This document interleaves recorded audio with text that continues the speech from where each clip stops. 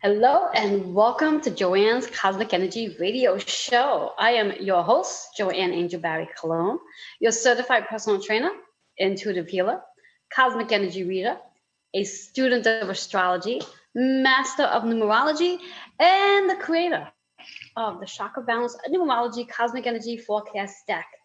And I'd like to remind you to take a moment to share, like, and comment on today's show, and know that we are pretty much everywhere. So if you're not able to stay and watch the whole show, you can come back and watch it on YouTube, Roku, and I believe maybe Amazon Fire TV. I'm not 100% sure there. Anyway, how are we all doing on this amazing Wednesday? And as it is Wednesday, it's the second Wednesday of the month, which is one of my favorite weeks as I get to come on and share with you insight here. And I want to share the insight that today is the 14th of October, which means we are in Mercury Retrograde. Full blast, shadow period's over. We are right in there now. Now, for those of you who have no clue what a retrograde actually is, a retrograde just represents that the energy of the particular planet slows down and gives us time to reflect on the energy of that planet. And Mercury is our planet of communication, scheduling, planning, technology, and traveling, and anything that has to do with technology. So your car, things at home that works with technology, anything of that such. It's all about reflecting at this point. Mercury will be retrograde for 3 weeks, and interesting enough, the last day of Mercury retrograde is November 4th. There should be something said about that. So anyway, so when we have Mercury retrograde, I'm just inviting you just to take time to reflect, and also some things not to do during a Mercury retrograde, which would be having a major conversation, a major meeting with anyone that you really want that meeting to go well. Perhaps put it off until after the retrograde period. And if it's something that you really need to do, know that you may very much have to come back and review it for some who might not be able to get all the information downloaded, because that's what happened with that's what happens with Mercury retrograde, is that we don't always obtain the information clearly due to all that's going on with the planet. Another thing that I recommend that you do not do during a Mercury retrograde is sign any big contracts. So if you're in the process of wanting to sign that agreement, a business partnership, or buying a house right now, hold off until after. I would say second week in November would be a great time for you to sign any contracts or any new apartment leases or home mortgages for that matter. That's just the insight that I'm receiving right now. Hold off on that. Also, this Friday, which is October 16th, we have our amazing new moon energy, which will be in Libra.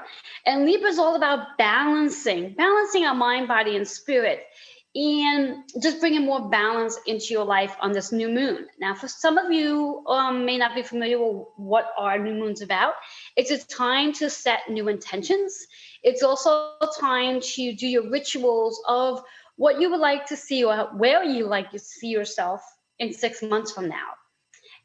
We just had a full moon on October 1st, which is all about letting things go. New moon is all about the rituals of what you want to bring in, because hopefully between October 1st to present date, you've been working on letting things go, decluttering, which keep that word in mind because we're going to be going into that in a little while. And then we also have another full moon coming in the end of this month, which makes it a blue moon because it's very rare when we have 2 full moons in 1 month. So it's called the blue moon, and that's taking place on October 31st. I'll have a whole lot of information about that as we get closer. You may have to catch me on my personal Facebook page for that information, or you can probably find it on my YouTube channel, which I'll post later. Not a big deal. But with all that being said, I'd like to share some insight regarding the energy for today with my cards, see what we need to work on today in regards to chakras, and also what affirmation is going to show up to help us get grounded and get into a space of more mindful practicing. And there's always a number that provides a hidden message. I love numbers and their hidden messages. So let's see what we have in store for today. What card is going to pop up? What do we need to focus on? What do we need to work on? Always understanding that as we are here on Earth, there's always something to work on. We are never in a position where things are just in the space of not working. We are always working on improving who we are and what we are here to do and becoming better at doing it. All right, so our card for today, interesting card for today, financial abundance. Who doesn't want financial abundance? And so amazing that it's showing up today, where we are basically 2 days away from a new moon. How many of you would love to attract financial abundance into your life? Well, use this powerful energy of the new moon to do just that. What is financial abundance for you? And are you in the flow of receiving financial abundance, or are you in a space where you're constantly thinking you don't have enough of it? In fact, the other day I was listening to someone on Facebook with a live video, and something stuck with me, where it's all about, are you worrying about your finances and not being in alignment to what God's plan is for you?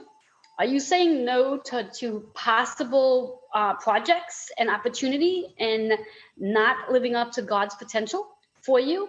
Well, stop blocking your financial abundance. Now, the chakra associated, I'm not sure if you can really see that color clearly, but it's the indigo, third eye. It's all about the things that we see. It's about our destiny, our desires, our imagination, and where we begin the creating process of whatever it is we want in our reality.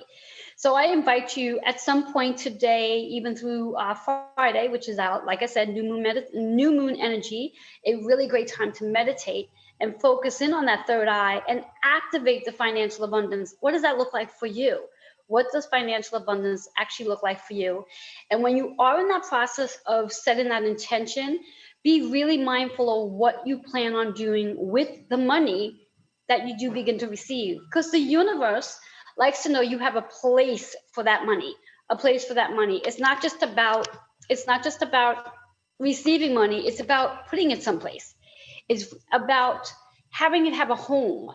So if you're just looking to, let's say, receive $50,000, but you don't have any place to put it, the universe is not going to be so kind to give it to you, because you're not providing it, you're not putting into a home. You want to place it somewhere. So when you set that intention of whatever amount of money you're looking to attract, be mindful of where you like that money to go. What are you investing that money on? It could be investing it on your health. It could be investing it on your home. It could be investing on your business. It could be investing in someone else's business. But the idea is you want to have a place for that money as you are focusing on financial abundance. Our hidden message, 1 and 7. 1, a new way of looking at your finances, a new way of looking at your finances. 7 is the seeker. What are you seeking? What are you on your spiritual journey for? That seeker. When you think of 1 and 7, it works out to an 8 energy. Now I want you to think about that 8 energy and flip it right onto its side, which is infinity and also about balance, which again brings us right back into that new moon's energy about balancing that infinity of unlimited possibilities when you think about the 8 energy, and knowing that every one of us has a birthright to financial abundance.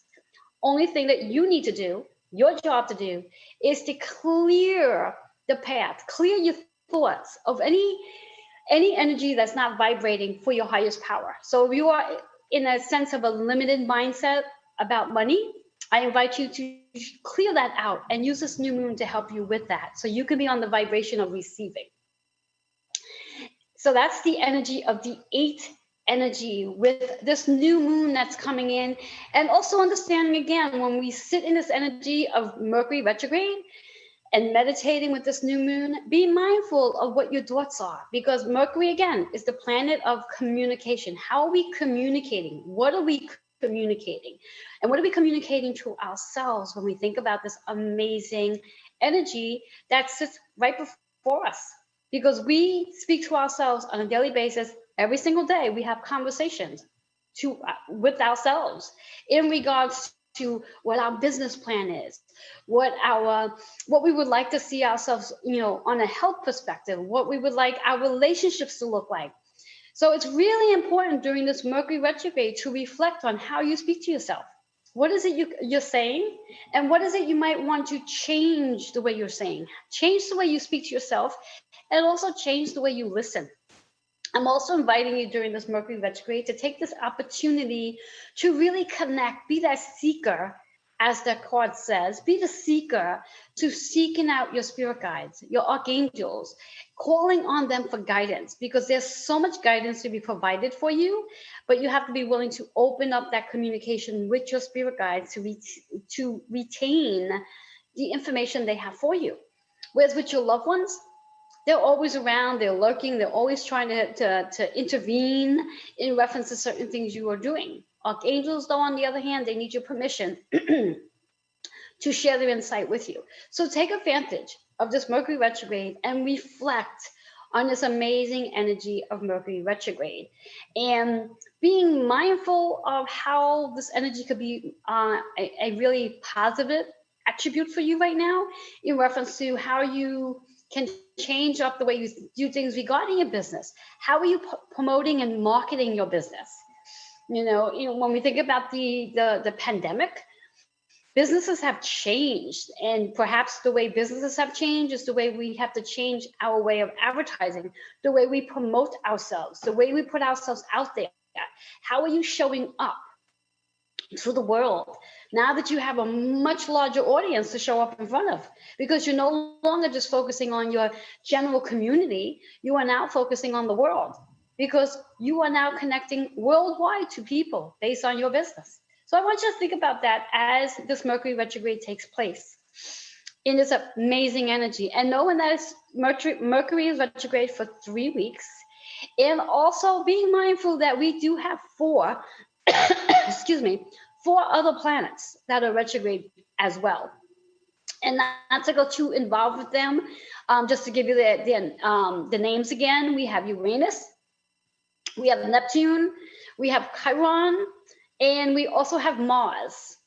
And in addition, our Mercury. So 5 planets are still in retrograde, in addition to that Mercury, which again, retrograding is all about how we are reflecting on all the energy of each of those planets. And each planet has a specific energy. They don't all do the same thing. And there's a lot of reflecting going on this particular year in 2020, which is a very powerful year. And as I bring on my guest in a little while, she's going to fall right into that play of how powerful this year really is regarding decluttering and some other issues we're going to be speaking about surrounding decluttering. And I just want to go back into our card for the moment. When we think about that third eye energy, this is an opportunity for you to really tap into that third eye and really connect to what it is you want to create during this whole process of 2020. Whereas when we think about 2020 on a numerology perspective, 2020 carries a vibration of 4.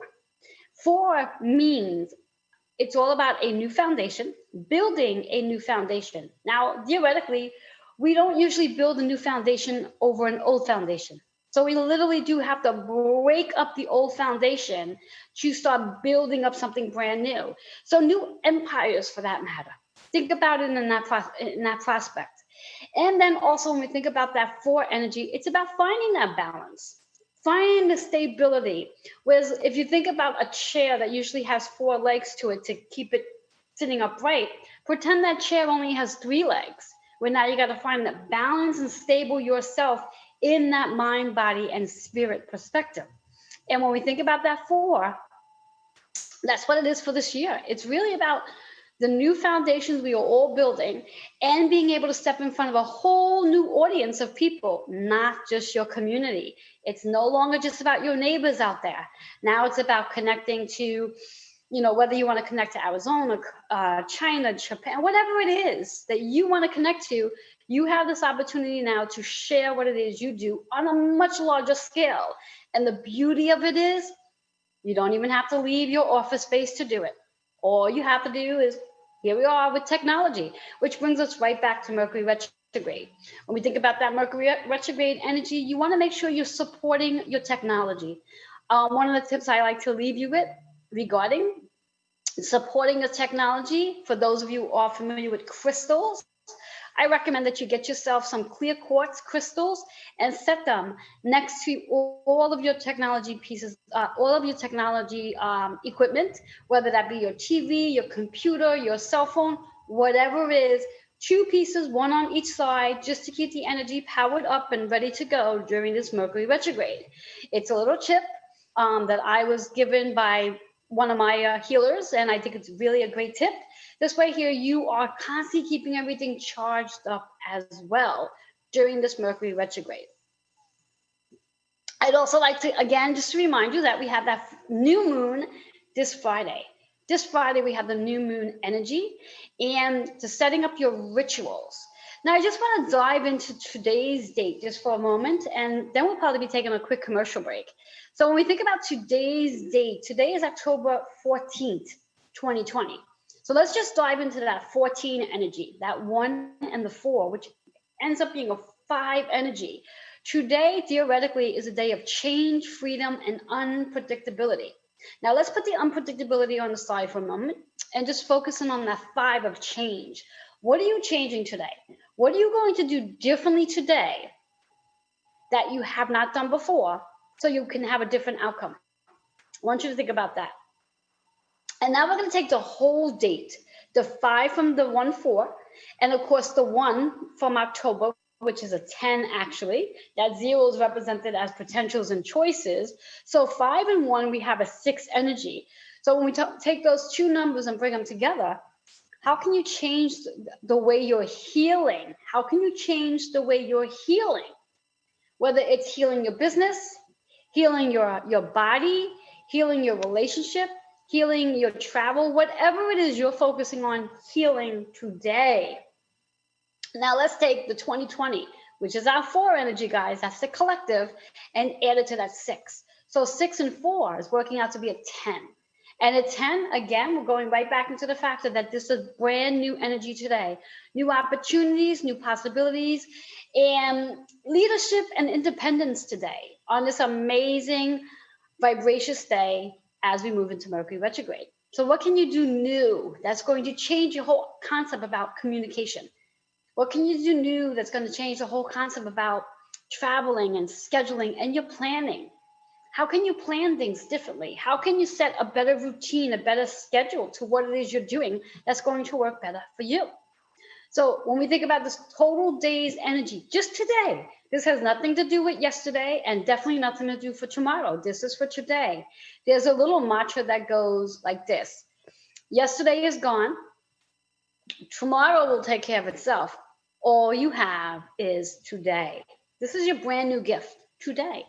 And it's a 10-day. So it's all about your leadership, your independence, your new opportunities that are coming in with Mercury going retrograde and this new moon that's just 2 days away.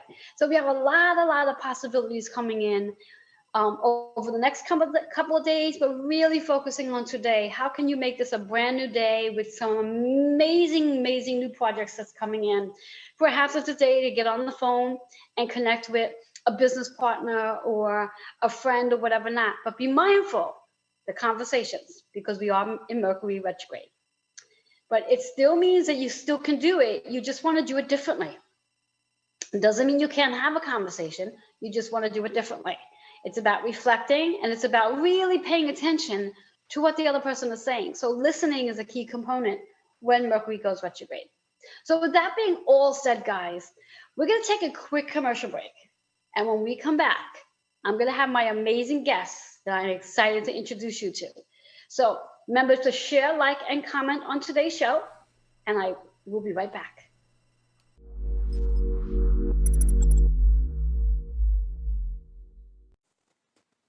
Are you ready for solutions and connections? If so, I can help. Hi, I'm Tammy Moses, and I help the peripheral people resolve hoarding issues in a holistic way. I would love to connect with you and learn more about how I can help in your unique situation. Please send me an email to thehoardingsolution@gmail.com. I look forward to connecting with you. Hello, are you an entrepreneur, healer, author, publisher, life coach, or living in purpose? I am Reverend Joanne Angel Barry Cologne, the host of Joanne's Healing Within TV show. And I am currently accepting guest applications for those of you who are ready to shine your light, inspire others, and share your story, and step in front of a much larger audience, such as Roku, Amazon Fire TV, YouTube, and of course Facebook. I am currently offering special rates For those of you who are interested in inspiring others and shining your light, email your bio and story to healingwithin76@gmail.com.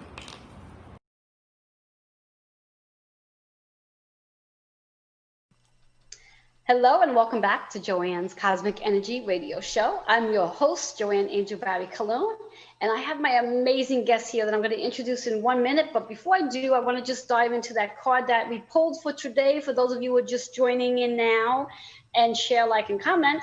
Our card is all about financial abundance, utilizing your third eye to really create that financial abundance, and doing things differently, guys, doing a new way of creating financial abundance and creating it by seeking it out and aligning yourself into the possibility of knowing that as long as you're on a more positive perspective regarding attracting finances, financial abundance is going to flow easily. When you're in that space of thinking you don't have enough of it, or it comes in really quickly and then it goes out really quickly, change that mantra, guys, because you want the energy to flow, and you want to be receiving it, and of course spending it as well, but receiving it, that it's not just going out the window quickly.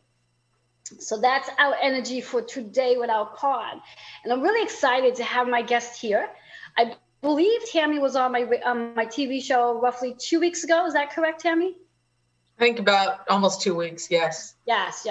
And on my TV show, we spoke about decluttering and hoarding. And Tammy, so I don't screw up your last name, let the viewers know who you are. Hi, my name is Tammy Moses. Yes, and let them know what you do. So I am a hoarding solutions consultant, and I have a company called The Hoarding Solution, and we are working to holistically resolve hoarding issues, because it's not only about stuff. That's a nice way of like ending the sentence there. It's not only about stuff. So it's not only about all the stuff that we sit on our kitchen tables and counters and dresses and whatever not. So what exactly is it besides stuff? Well, I find that in general, it's a lot about unaddressed trauma or things that we haven't quite processed yet. And a lot of times hoarding is like a coping mechanism. It's a protective measure that some people find comfort in. By pulling things to them, they keep other people away, if you will. So less pain or harm can come to you if the more things you have, it seems. Mm-hmm. That makes sense. It almost, like, as soon as you say that, it almost reminds me of the whole process of when one eats, and puts on weight. It's like to protect themselves. So it's the same concept. Now, I understand the whole process of the collecting things in based on to protecting. Now, for the viewers and get them to understand it more, like, how does hoarding really impact one who's trying to, like, they're hoarding things and they're trying to just keep people away? How does that actually work? Well, a lot of times someone that hoards does not think they actually have a problem. And it is often the other people around them that key into the fact that there is an issue. But in general, the person that hoards doesn't seem to realize that the more they have in their space, the more isolated they are. And if you aren't comfortable inviting people in, you aren't going to operate the same way as if you could invite someone in for a cup of coffee or a meal. And there's a lot of fear associated with hoarding, because if someone sees how you're living, they might not like you, or they might report you, or there's this fear that comes in that keeps people at bay. And a lot of times people who hoard will seek outside activities where they can be involved with people, but still they will not let you in their home. There's just like this wall, a barrier, if you will, that doesn't allow them to respond in the same way. On the other hand, many of these people are very generous and would give you things that they have if they knew where they were. Yes, putting the things in a safe space, and we forget where we put them. And that happens to a lot of us. I mean, I've done it. Like, where did I put that? Oh, I put it away. No wonder I can't find it. Exactly. But that's kind of a mindset thing too, where if everything has a place and you put it there, you spend less time looking for it. So honestly, you could save time by being decluttered and having things put away. Yes, that reminds me of a story. This week I was in my bathroom, and on my bathroom door, talk about clutter. I was looking to get my sweatpants, and I had pulled off the hook. I think there was a robe and something else. And I'm looking, I'm like, okay, so where did those damn sweatpants go? I know they were here, and I have 3 hooks, and I was looking on all the hooks, and I didn't realize that as I was holding the robe and the other thing, between the robe and the other thing was the sweatpants. That there I am, there I am searching. I'm like, where the hell did those damn sweatpants go? And then finally, because as I went to put it back onto the hook, the sweatpants fell on the floor. I was like, oh, there you go. You were calling them in. Yes. And the entire time I kept thinking of you. And the reason why I was thinking of you is like, wow, this is definitely a declutter issue. A declutter issue. And I'm looking like, Tammy's definitely on my mind. So now my question to you, when we talk about hoarding, when someone has what we're going to use, we're going to put this in quotes, a collecting addiction, like they collect things, for example, I'll use my own collection of, say, my crystals. Now, in my point of view, they're crystals, and they all have, every crystal has a purpose, and they're all spaced wherever. But, after a while, I mean, how many crystals can one really have before it really becomes a hoarding issue? And does it qualify as a hoarding issue? Well, there's different trains of thought around that. But for example, crystals are something you use in your line of work. So it's something that you are most likely using on a pretty regular basis. But let's say your whole office becomes crystal storage and there's no room for you to sit at your desk or to have the things you need to use on a daily basis, then you might have a problem that it's going from collecting into, now I can't use my space in the way that it's intended. And people who have a hoarding issue may not necessarily qualify as being a hoarder or having hoarding disorder, because there are certain criteria that you have to meet. But that doesn't mean that your space can't be super crowded and unusable. And so you have to look at, for example, I have a little collection of elephants, right? Little figurines and stuff. It's pretty small. It would probably fit on the top of a file cabinet. But if I started like cramming all those in my shower and adding a whole bunch more things, now I can't use my shower. Or let's say I put them all on my kitchen counter and now there's nowhere to cook, or I can't even get to the microwave. So the way I look at it is, can you use your space as it's intended? And that can vary. Even that can vary between people, because you might have someone who's like clutter doesn't bother them too much. And then you might have someone who can't stand clutter. So it can cause friction in relationships if you're sharing a space as well. Mm-hmm. Yes, that's a good point. And as you were saying that, all I can think of is those of us, and I'm going to put me in a category, those of us who use our dishwashers as a storage spot. For example, my dishwasher I do not use to wash my dishes, but I use it to store my dishes. If that makes sense. Well, sometimes people prefer to not use a dishwasher. I mean, growing up, that was a novelty. I was the dishwasher. Um, Yeah, exactly. but I mean, if that's something you don't use normally, as long as you know where your dishes are and that's where you're keeping them, then, um, I don't see why you can't do that. And it's probably not impairing your life because you can probably use your sink like it's intended. Yeah. Yeah, of course I can. Of course, definitely, definitely. Now, in regards to your story and how you came about being so passionate about helping others who may have a hoarding issue or decluttering for that matter, how did that come about for you?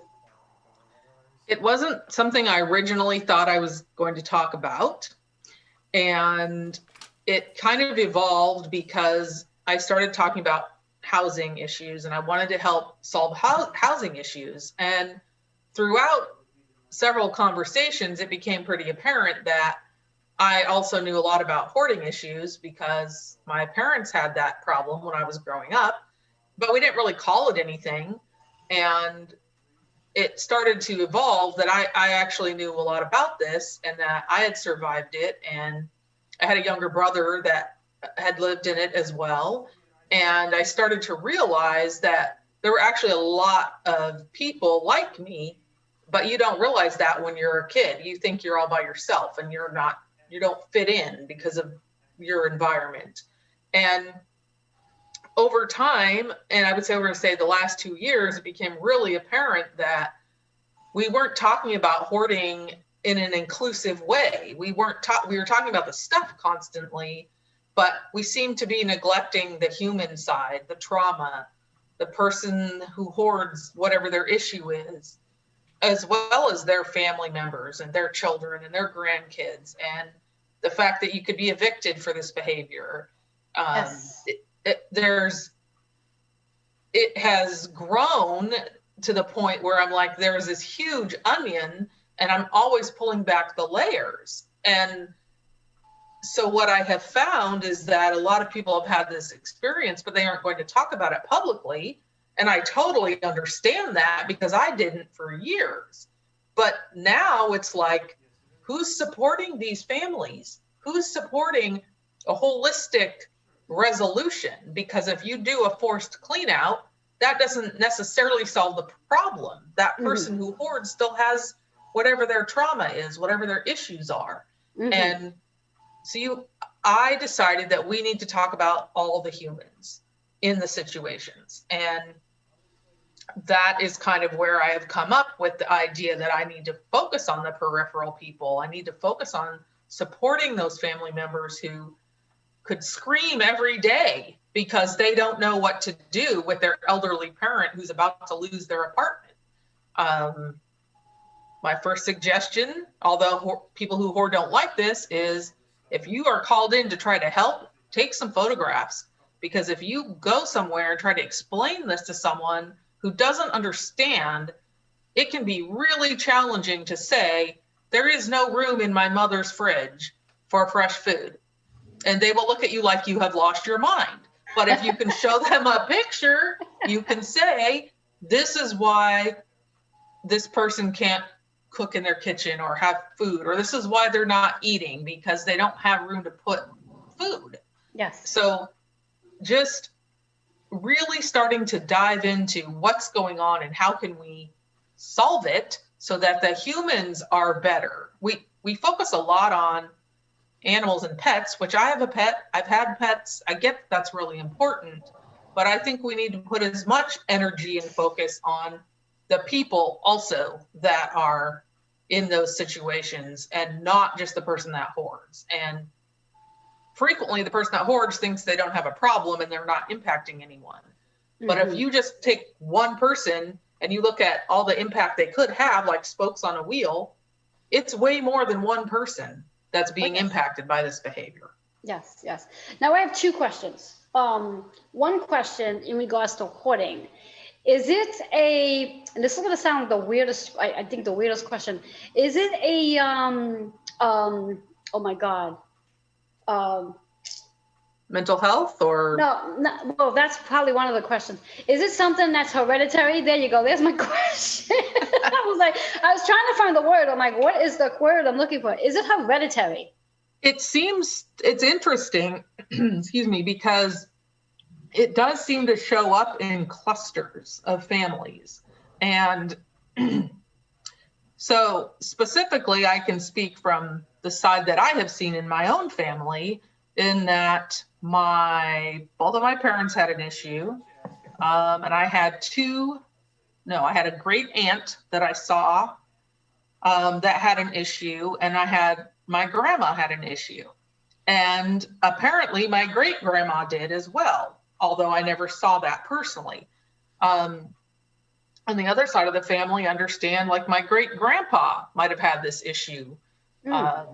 And so it can show up that way. It doesn't always. And what I see a similarity of for a lot of people is anxiety. And there's a lot of anxiety in hoarding. And a lot of times, if you are the child or the sibling of that person, it may show up as anxiety. And I think for me personally, that's how anxiety is something I struggle with. So finding ways to mitigate that is helpful. But other people I've talked with, and there does seem to be like a hereditary component where for like ADD or ADHD seems to come in. Depression often is involved with hoarding. So there does seem to be some like components that way. Although it just because you grew up in that environment doesn't mean you will do that. But there is this component that does seem to cause it to show up, or someone might have a parent, an uncle, a great aunt, and so it might be in this, and you may not know it. That's the other part, is if you may not know that that's a problem for other people until you are called into that situation, or even if they die in a hoarding situation, then you find out Aunt Sally was living in this mess and you didn't know, and the guilt, you're just like, oh, I wish I knew. And so I think it's kind of something I saw yesterday too, about checking in with the people you know and the elderly people. And if they aren't letting you in, or you're suspecting there's something going on, to like, don't ignore it, because it won't get better. I've seen people evicted because the hoarding got so bad and no one inspected it. No one, or they did and said, clean this up, I'll be back in 6 months. Well, 6 months later, it's even worse. Yes. And we have laid out no parameters. We've had no check-ins. And now Aunt Sally falls, EMS comes to get her, and they can barely get in the door because the hoarding is so bad. So there's this component of checking with the humans, I think, and doing that kindly and not jumping on them for their behavior, because they often can't see what the problem is. Yes. And the reason why I asked if it was hereditary is because in my dad's home, it's a reference to, there's a lot of stuff in his home. And then my sister's room, there's a lot of stuff. And I was just kind of curious. It's like, okay, is this a hereditary thing? Or is this just one of those things where, again, as the average person, we tend to not have enough space for all the things we want to have. And rather than, being logical about it and say, well, I don't really have the space to have this in here, I'm going to put it in anyway. And then before you know it, you just have too much stuff in this little space. So I was kind of curious to know. I think it can be both. I think you might potentially have like a predisposition to that kind of behavior. And if you're not aware of that, then it can really snowball. But I also think sometimes you learn it, like you see that this is normal. And so if you don't have any other normal, I use that term very loosely, you start to see that, or you start to accept, like, oh, I guess this is normal. And that can happen, like if you're trapped there and you never see another point of view, you can start to just think, like, who cares? I may as well just join them. I can't beat them, right? And, exactly. and well, as a kid, I remember like I finally had my own bedroom and I was like, none of your stuff's coming in here. Like I was probably worse as a teenager than most teenagers because I was like, no, like I don't care. Like none of your stuff's coming in my room. And now I see that that was my coping mechanism, but also clutter is very anxiety producing for me. I can shut it off, clutter blindness. I can ignore it for a while, but not forever. Like I'm like, all right, this crap's been sitting here for 2 weeks. I'm tired of looking at it. Like I'm either putting it in the recycle bin or the trash, or I'm at least going to sort it, you know? Yes, exactly. Yeah. So my second question I wanted to ask about, when one is hoarding and, living in the situation, and if you can answer this question, in regards to, besides it being anxiety ridden, but in regards to health, how does hoarding impact our health? Well, for one, if you are overstimulated by visual things, I think it can put you in like a constant state of worry and thinking, like there's no break for your brain. And the other part of that for health can be trip and fall hazards. As we age, we sometimes have our eyesight isn't as good, our mobility shifts. And so having all those things that you could accidentally hit or bump can fall down. We sometimes call it a controlled avalanche if you may want that to happen, so it's less of a risk, but that can lead to trip and fall hazards. It can also lead to electrical and issues or fires because you might have extension cords through the stuff because you can't reach the plug-in anymore. So you're looking at that kind of a risk. If it's very severe and it's squalor or trash not being taken out, it attracts pests, roaches and rats, and it can lead to respiratory issues. It can lead to unhealthy environments in your home. Sometimes pets will use the bathroom wherever they are, and so that's unhealthy for you to breathe in. So there are these other components that can impact your health, like your actual physical health, but it also impacts your relationships because you might always be arguing about how much stuff there is and you're never having a conversation about anything else because you're always butting heads about the environment that you're living in. Yes. So there's a lot of considerations in there that at first glance you might not think are a problem. Yes. So now, as we are moving into the holiday season, and I'm sure many people experience holiday cluttering or, trying to clean up a little bit so they can have holiday, in their home and whatever not. What tips can you offer to our viewers in regards to, if there is a hoarding issue, the process of decluttering? What tips can you provide? So the first thing I would think about is whether or not this is a place you want to spend your holiday. And if it is, I would say two different things. One is if you're the person that hoards and you are wanting to clear some space out, you might want to ask for some help from a friend or someone who you trust who would maybe not necessarily get rid of things, but move it or make it safe for people to come into your space. I don't recommend it, but if it's not too severe, you could move things into like one of the rooms you don't use and you could shut the door. I mean, not everyone needs to see your entire house, and that goes no matter if you hoard or not.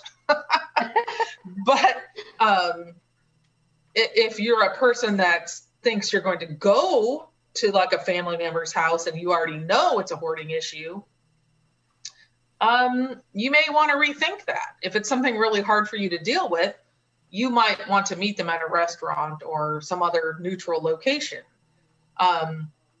If you decide to go and you know what you're going into, they may or may not let you move things to make a spot for you to sit, or they may have worked really hard in their minds, but it's still like not a way you would live. So if you choose to go into that, just be mindful that you probably aren't going to change it in a day. And you might have a lot more conflict than joy if you try to force someone who hoards to straighten it out. But ultimately, you want it to be a safe space. You want to have a 36-inch path, and that's so you can navigate it. But also, if emergency personnel need to come in, you want to keep your piles less than 3 feet. Just less of a avalanche risk that way. And some people will have like their living room, kitchen, bathroom clean and no hoarding, and they may have their stuff in other spaces in the house. And that can also be a potential solution for the holidays, where you're like, okay, I'm going to have these 3 spaces clear for company or visiting or whatever. And that is one way to kind of combat it if you really are trying to get people into your home. Yes, interesting, especially on the amount of space one needs so they can get in and out of the room, and the height of what one might, set up their stuff to be.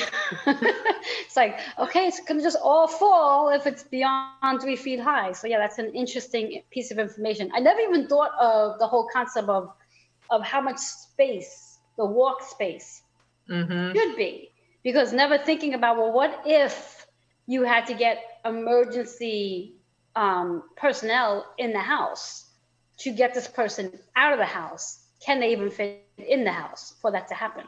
And if something like that were to happen and they can't fit, what do they do?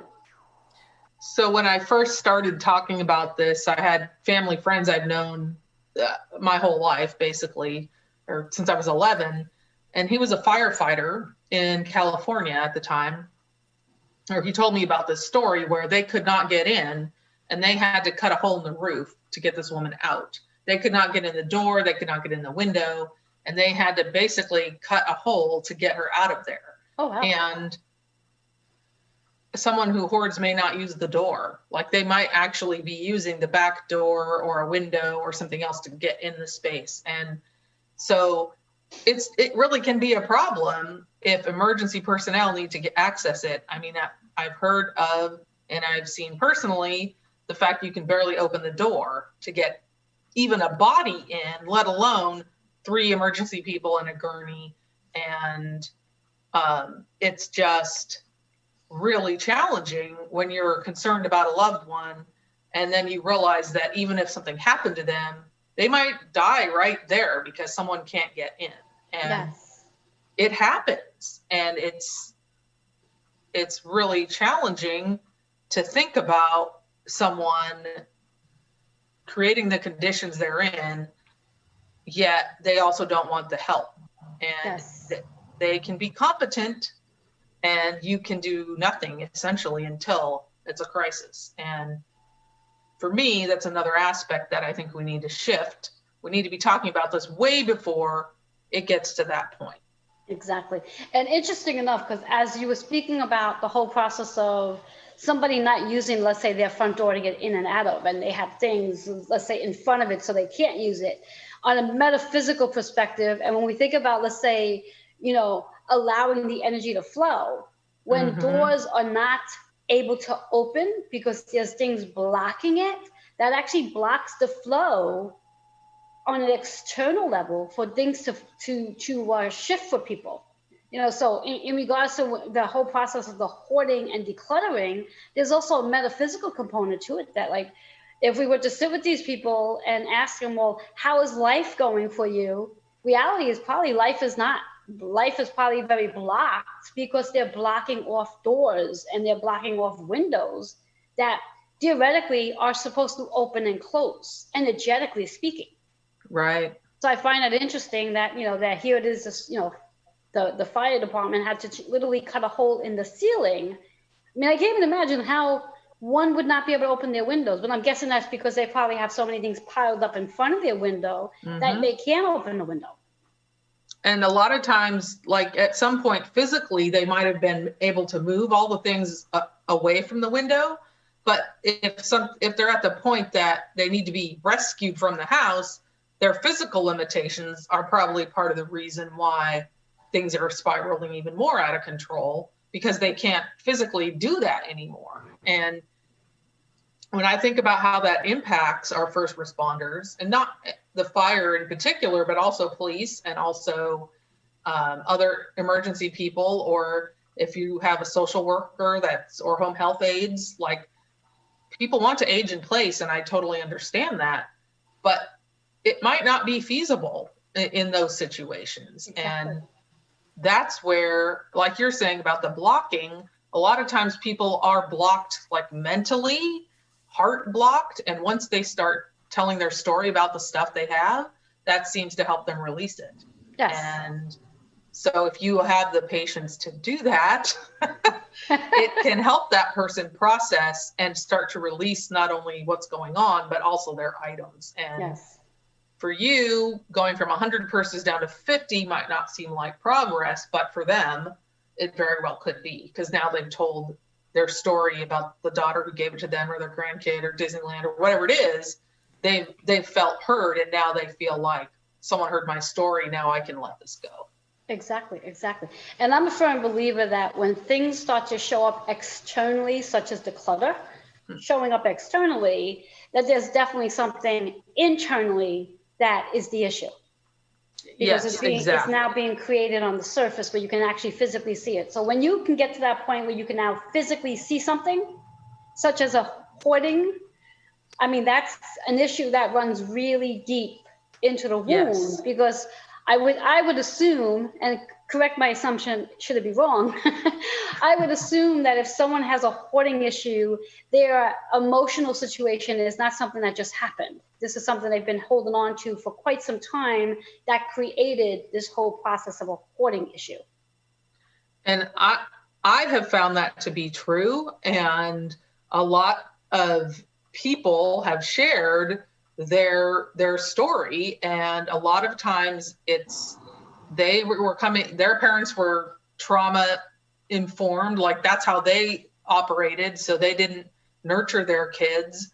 Sometimes those kids end up in foster care or on the streets because no one's taking care of them anyway.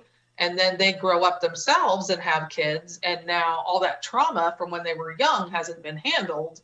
And later that seems to show up with hoarding issues or other dysfunctional behaviors. But it's that underlying trauma that seems to play a huge role. And even someone who maybe didn't go through that, but later say they have a traumatic brain injury or something, it can cause that hoarding behavior switch to kind of kick on. So in general, I would say it's a lot about that underlying unaddressed trauma that you haven't dealt with, may not even know you need to deal with.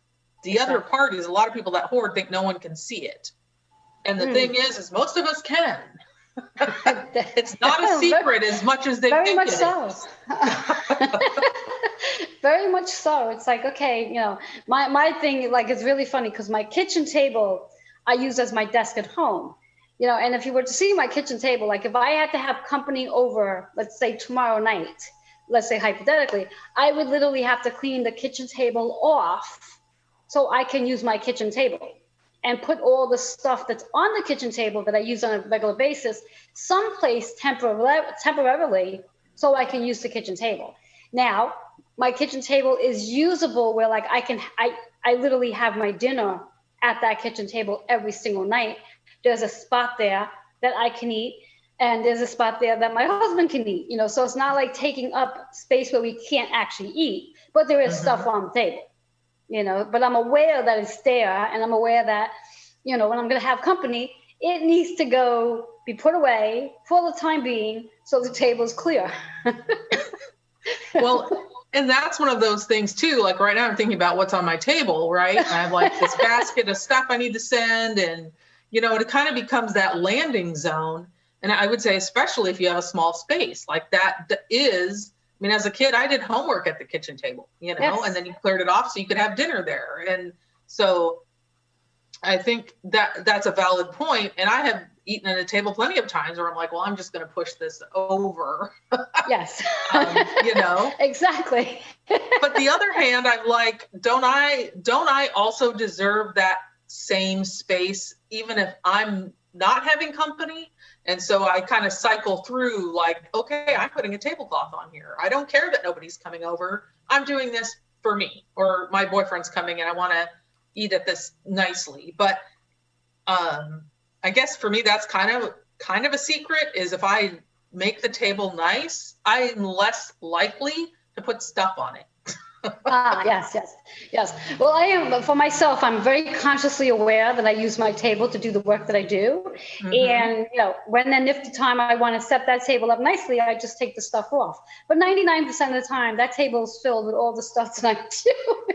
Because that's But where, the awareness that you mentioned, though, is the key piece, to be like, hey, I need to do this. And even like yesterday, someone's like, oh, I'm going to stop by. And I'm like, oh, I'm going to go straighten out my couch. Like, Yes. pull the dog blanket straight. Lucky dog, you know? but also I'm less afraid. If I know someone on a more intimate level, I'm a little less afraid that they're going to be judgmental if they see a dog hair clump fly out when I open the door, you know? Exactly. Yes. It's amazing that you and I can chat as long as we can on the topic of decluttering and hoarding, because we are at the end of our point of our show today. So let our viewers know how they can reach you, because I'm sure they're going to need your help as we get closer to the holidays. So let them know how they can reach you. So I can be reached by email, thehoardingsolution@gmail.com. I'm also at The Hoarding Solution on Facebook and Instagram. And I have a website, homesareforliving.com, where I have a blog, and we can always schedule a consult there. But I'm happy to connect with people who have questions or concerns, because I know there is that shame piece there that you're trying to figure out what to do, even if it's not your issue specifically. Awesome. And Tammy, thank you so much for sharing all that you're doing and all that you do, and getting us all in a space of being more healthier, and also being more safe with the clutter that we do have. And hopefully the hoarding issues that people do have, they can find a way to help those who are hoarding. So thank you for being here. And I'm sure I'll get you back on my show again, because we have so much more that we have to talk about. We do. Thank you for having me. Thank you so much. Thank you. And I'd like to thank all my viewers and those watching, those listening, for being here today. And know that, again, this Sunday, I have my TV show, Joanne's Healing Within. So join me there. Share, like, and comment on today's show. We'll come back and read those comments and answer them. And just enjoy the rest of your day. And I look forward to connecting with everybody. Bye-bye for now.